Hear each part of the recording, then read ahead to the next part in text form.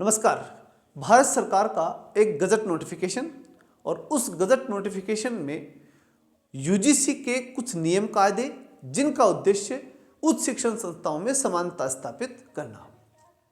लेकिन जब इस बात को जैसे ही रखा जाता है और इस बात की जब सामने आती है सारी चीज़ें, तो एक वर्ग सवर्ण वर्ग में तीन जातियां, ब्राह्मण, राजपूत और वणिक वर्ग, ये सब के सब इसके विरुद्ध में खड़े होते हैं। या इनके जो छात्र हैं वो विशेष रूप से उद्धरित होते हैं, क्योंकि उनके साथ ही होना है जो होना है। तो फिर निश्चित रूप से उनके गार्जियन आएंगे और फिर वो समाज पूरी तरह शामिल होगा।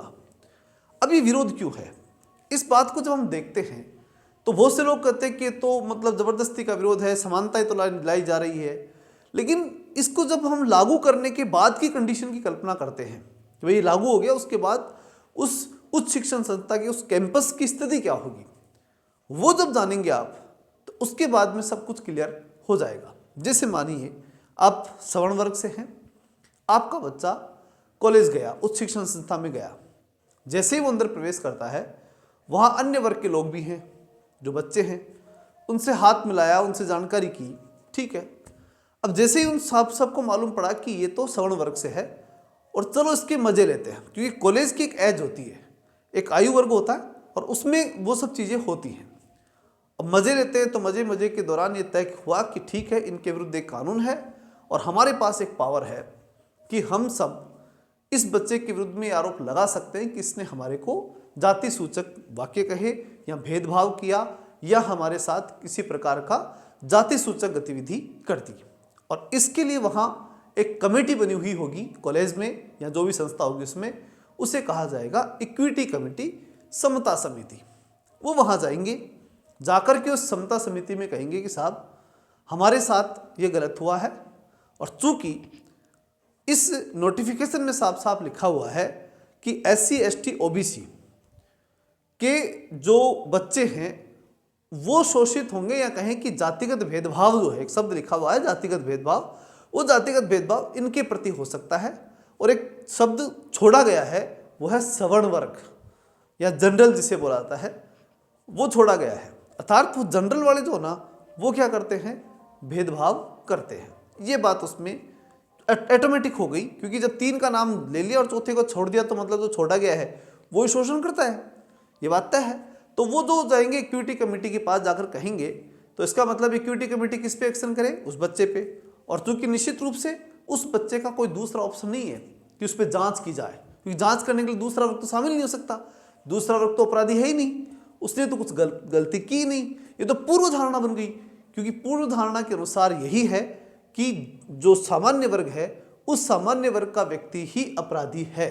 ये बात पूर्व धारणा में साफ साफ स्पष्ट है। तो उस बच्चे को बुलाया जाएगा और बुलाने के बाद उस पर सुनवाई की आवश्यकता नहीं है, चाहे उसने कुछ किया अथवा नहीं किया, उसको निश्चित रूप से अपराधी मान करके और कॉलेज से या तो रेस्टिगेट कर दिया जाएगा, जो भी उच्च शिक्षण संस्था होगी उससे, अथवा उसके ऊपर कुछ पनिशमेंट किया जाएगा जिससे कि उसकी पढ़ाई पूरी तरह से बाधित हो जाएगी, अथवा वो डिस्टर्ब हो जाएगा, मेंटली डिस्टर्ब हो जाएगा कि मैं इसी संस्था में आ चुका कि ये बच्चे मुझे पढ़ने भी देंगे या नहीं।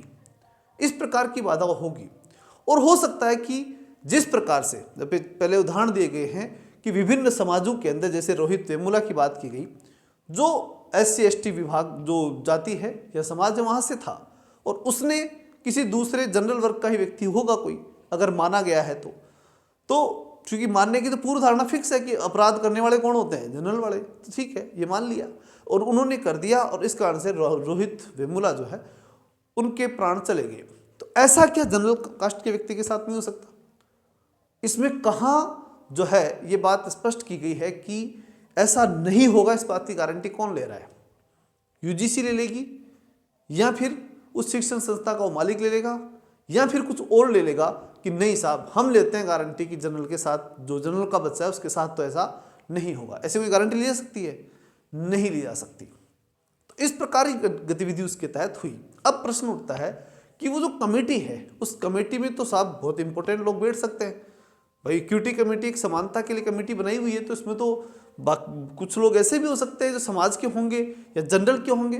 तो नहीं, बिल्कुल भी नहीं। उसमें साफ साफ लिखा गया है SC ST OBC, महिला और दिव्यांग, यही उसके अंदर उस कमेटी में हो सकते हैं। वहाँ भी सामान्य कैटेगरी या जनरल या सवर्ण ऐसा कोई शब्द उसमें यूज नहीं किया गया है, अर्थात वहाँ पर वो लोग शामिल नहीं होंगे। अच्छा, कुछ तर्क यहाँ ये दिया जा रहा है कि आज की तारीख में उच्च शिक्षण संस्थाओं में सवर्ण वर्ग के लोग ही पहले से बैठे हुए हैं, तो और चूंकि संस्था का प्रमुख तो उसमें शामिल है ही, तो कोई दिक्कत है ही नहीं, वो तो ऑटोमेटिक आ गया। तो भाई सबसे बड़ी बात ये भी तो है ना कि आज की तारीख में तो बैठे हुए हैं, कल की गारंटी कौन लेता है?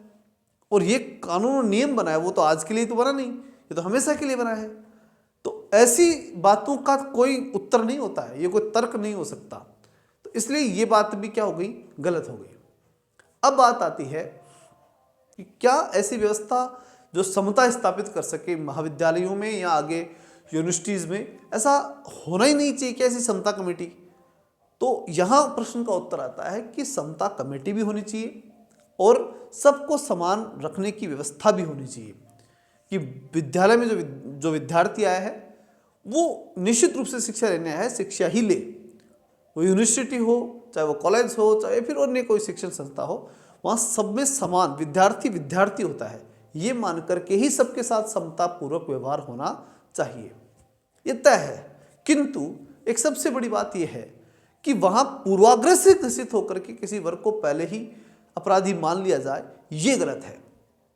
उसमें साफ साफ ये जब लिखा गया है SC ST OBC अथवा किसी भी व्यक्ति, किसी भी वर्ग, अथवा किसी भी लिख देते तो भी कोई दिक्कत नहीं थी कि अथवा किसी भी वर्ग के व्यक्ति के साथ अगर कोई भेदभाव होता है, तो ये शब्द लिखने में जोर आ रहा था क्या? लेकिन नहीं, ये पूरी तरह से इस शब्द को हटाना और बिल्कुल इसके संदर्भ में बात नहीं लिखना, इसका पूरा पूरा मकसद दिखाई देता है कि चाहा का क्या गया है। चाहा यही गया है कि नहीं, सामान्य वर्ग के व्यक्ति ही जो हैं वो शोषण करते हैं, वो ही गलत करते हैं, वो ही भेदभाव करते हैं, अपराधी वो हैं। मतलब कॉलेज में जाओ तो टैग लगा के जाओ बच्चा कि मैं आ गया हूँ, अपराधी हूँ और मैं आकर के आपके साथ यहाँ भेदभाव ही करने आया हूँ। इस प्रकार का जो भाव इसके अंदर लाया गया है, न केवल भाव, तथ्य है, भाव की बात नहीं हो रही, तथ्यात्मक रूप से लिख दिया गया है।